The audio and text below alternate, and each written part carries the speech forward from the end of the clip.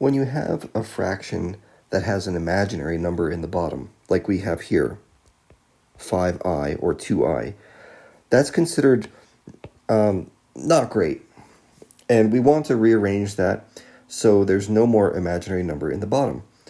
And then we can, with more confidence, say this is the real part of our complex number and this is the imaginary part. See, right now we can't really say that. I can't write this as a plus bi. I want to get it into something a little easier, and the way to do that is by multiplying by a crazy 1. Rationalizing. Rationalizing is your clue. That's usually multiplying by a crazy 1 of some kind. Well, what do you have to multiply by to get rid of that I in the bottom? Try this. Try multiplying this fraction by a crazy 1, I over I. What is I over I? It's like anything divided by itself. It's just 1. Okay, this one may be more crazy than what you're used to dealing with, but treat it the same as any other crazy one. What do we get?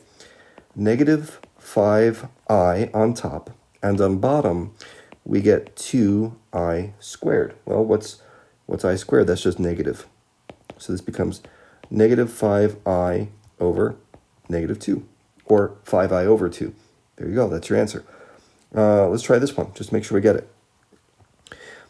2 plus I divided by 5i. Well, to get rid of the I on the bottom, I'm going to multiply by I over I. That's my crazy 1.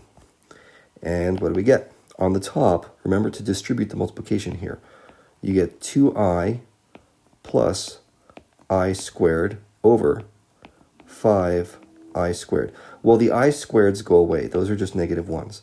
So this becomes 2i minus 1 on top and negative 5 on bottom. And you can simplify this if you want, but this is the important part. We've gotten rid of the I on the denominator. This is now considered rationalized.